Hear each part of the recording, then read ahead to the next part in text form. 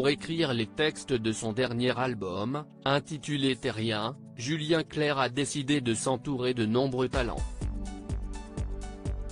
Parmi eux, Clara Luciani, Marc Lavoine, Bernard Lavilliers ou encore Jeanne Chéral. Cette dernière est revenue sur cette collaboration lors d'un entretien accordé à Téléstar. Elle nous a en effet raconté comment était né le titre La jeune fille en feu dont elle a signé le texte. Je l'ai écrit au moment où Adèle Haenel prenait la parole sur Mediapart pour révéler les agressions dont elle a été victime, se souvient l'autrice-compositrice-interprète qui explique qu'à ce moment-là elle venait également de voir le film Portrait de la jeune fille en feu de Céline Sciamma dans lequel Adèle Haenel tient le premier rôle. J'étais au confluent de ces deux émotions, précise l'artiste de 43 ans, fière d'avoir écrit cette chanson pour l'interprète de ma préférence. Jeanne Chéral confie, quand Julien Clerc m'a sollicité, ce sont ces mots qui me sont venus.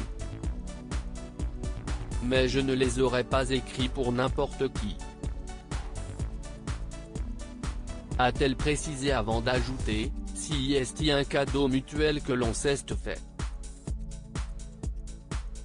Jeanne Chéral, comédienne, si elle connaît le succès dans la chanson, Jeanne Chéral s'essaye aussi à la comédie. Récemment CST dans un épisode de la série Capitaine Marlowe qu'elle s'est illustrée. Une opportunité qui lui est tombée dessus un peu par hasard comme elle nous l'a révélé. J'avais côtoyé Nicolas Ronchi, le directeur de casting de la série, au Festival de Cabourg en 2008.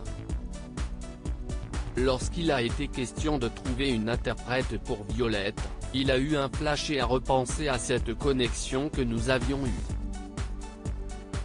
Une proposition qu'elle a immédiatement acceptée même si elle n'avait jamais eu l'occasion de regarder la série de France 3. Toutefois, Jeanne Chéral est une grande fan de Corinne Massiero. Je voue un culte à Corinne Massiero que j'avais découverte dans Engrenage. L'opportunité de jouer avec elle était donc irrésistible, a-t-elle reconnu.